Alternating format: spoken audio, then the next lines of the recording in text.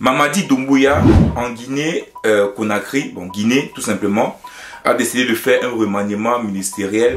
Et j'entends beaucoup de personnes parler en disant que Doumbouya, au départ, quand il arrive au pouvoir, c'était pour changer les choses. C'était pour amener non seulement de la stabilité en Guinée, mais également pour pouvoir lancer la croissance ou le développement économique de la Guinée. Mais il y a beaucoup de personnes qui disent que Doumbouya, d'abord, s'est autoproclamé général de lui-même. Donc, beaucoup de personnes disent ici là qu'il commence à être dictateur et tout le reste. Et donc, Mamadi Doumbouya a décidé de faire un remaniement ministériel. En Guinée, les militaires au pouvoir ont temporairement dissous le gouvernement. Lundi, Amara Camara, secrétaire général de la présidence, s'est exprimé dans une vidéo préenregistrée publiée sur les réseaux sociaux de l'institution. Il a également précisé que les chefs militaires autoproclamés nommeront un nouveau gouvernement à la suite de cette dissolution, sans en donner la raison. Les directeurs de cabinet, les secrétaires généraux et leurs adjoints seront en charge jusqu'à la formation d'un nouveau gouvernement. Nommé après le coup d'État du 5 septembre 2021, le gouvernement en fonction jusqu'à ce 19 février avait connu peu de modifications de cette ampleur. Il restera 10 mois au nouveau cabinet pour organiser des élections et remettre le pouvoir aux civils, conformément à l'accord conclu avec la communauté économique des États d'Afrique de l'Ouest. Maintenant, est-ce que cela pose problème? Est-ce que c'est pas normal de faire un remaniement ministériel?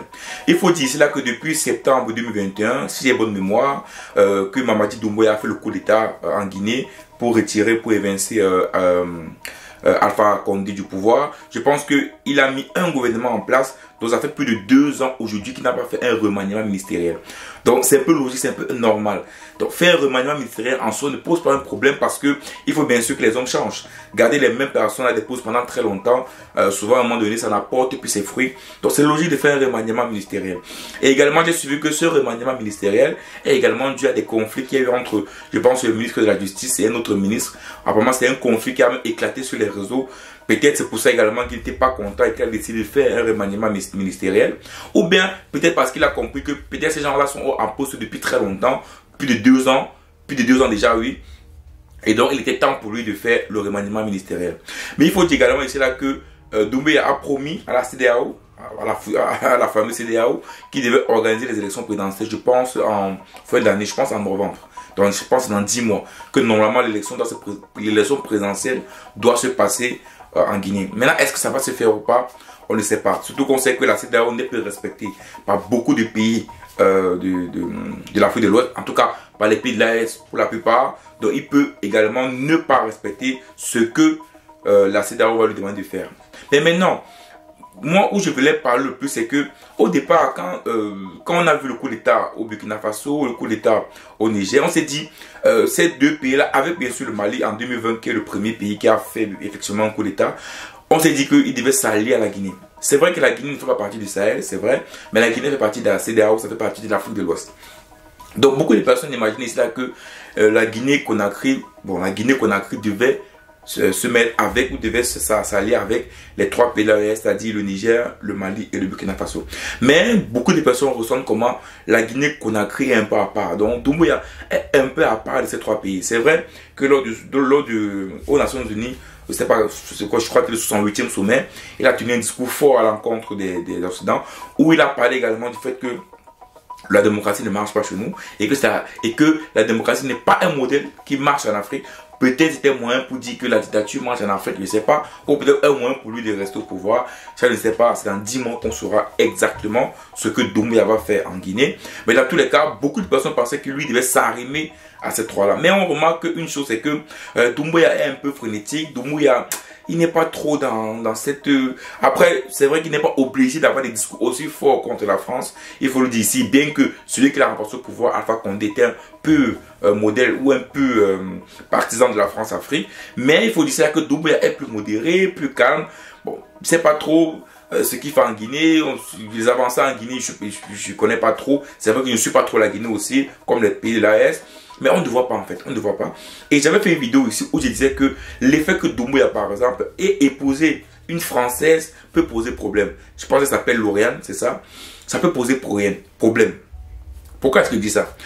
Quand ton épouse est française, ça signifie que à un moment donné, elle peut impacter dans ta vie, elle peut impacter sur tes décisions. Les gens m'ont dit que non, Doumbouya c'est un président et voilà, qui prend les décisions, c'est pour la nation, sa femme peut l'impacter. Mais si toi tu es en couple avec une femme, je suis en couple avec une femme. On sait l'impact que peut avoir une femme sur les décisions de son mari. Si par exemple Doumbouya veut prendre une décision contre la France, une décision ferme contre la France, et que sa femme, voilà, lui chute à l'oreille que non, c'est pas une bonne décision, fait ceci, fait cela, c'est possible qu'il puisse changer de décision. C'est possible que sa femme puisse l'impacter. C'est pour ça qu'il disait que les présidents comme Ouattara, celui comme Ali Bongo, bien comme Doumbouya, tous ces présidents-là qui avaient des femmes blanches françaises, c'est un peu difficile pour eux de prendre réellement des décisions contre la France. Parce que ils ont déjà un attachement avec la France. Fort. C'est un peu également comme Karim Wade. Oui, Karim Wade, lui, il a retiré sa nationalité française parce qu'il voulait se présenter au Sénégal. Mais cela n'empêche qu'il a un lien fort à la France, puisque sa mère même est française. Et vous voyez que lorsqu'il y a ce lien fort, c'est difficile de prendre des décisions contre la France. Ou bien peut-être vraiment de prendre des décisions fermes pour son pays contre la France. C'est pour cela que tantôt que Doumbouya, pour moi, je n'arrive pas à le cerner. Je n'arrive pas réellement à savoir quelle est sa réelle position.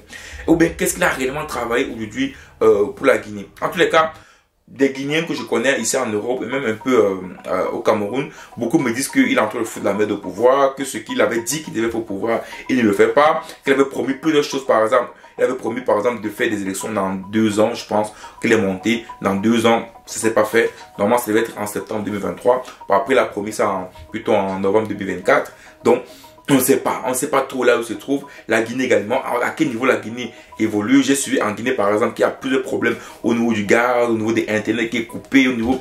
J'entends beaucoup de soucis au niveau de la démocratie guinéenne, au souci de liberté des Guinéens depuis que Doumbouya est au pouvoir. Et en plus, il s'est autoproclamé lui-même général, parce que c'est lui qui s'est gradé général. Donc, il y a beaucoup de soucis avec Doumbouya. En tout cas, à ce que je retiens, à ce que j'écoute, Doumbouya est en train de ne pas suivre ce que le peuple attendait de lui. Et donc du coup, il y a déjà des soulèvements qui se préparent déjà en Guinée. Donc moi, je pense que c'est là que Doumbouya, pour moi, faire un remaniement ministériel, c'est pas ça le problème. C'est logique pour un président de la République de faire un remaniement ministériel. Il faut changer les hommes, il faut mettre des nouvelles personnes au pouvoir, il faut mettre des nouvelles personnes en tête des ministériels pour qu'ils puissent également apporter leurs choses. Mais maintenant, au niveau de la gestion, au niveau de la manière dont Doumbouya gère la Guinée, c'est ça qui me pose problème. C'est pour ça qu'aujourd'hui il est beaucoup critiqué. Vraiment, il est beaucoup critiqué par beaucoup de personnes, que ce soit dans son pays ou même dans l'Afrique de l'Ouest. Mais c'est vrai que je sais qu'il a donné la possibilité à l'AES par exemple d'utiliser son port. Quand d'autres pays comme le Togo, le Bénin, le Nigeria, la Côte d'Ivoire ont fermé le port, je sais que la Guinée avait donné la possibilité à ces 3 pays de pouvoir passer par le port. Donc ça montre également que Doumbouya et la CEDEAO, ils sont ensemble, mais voilà, c'est pas trop l'amour, quoi. Donc c'est pas trop l'amour entre Doumbouya, le président Doumbouya et la CEDEAO. Mais cela n'empêche que aujourd'hui les yeux sont rivés à la Guinée. On va voir ce qui va se passer là-bas. J'ai bien peur que dans ce pays, qu'il y ait un autre coup d'État. J'ai bien peur. Bien que Doumbouya également, vraiment, il a mis en place vraiment une organisation tellement qu'il est sûr qu'un coup d'État ne pourra pas se faire en Guinée. Et en plus, il ne va pas à l'encontre de la France. Donc pourquoi est-ce qu'on fera un coup d'État contre lui? Donc c'est à voir, on verra. Mais en soi, le remaniement ministériel n'est pas un problème. Ciao.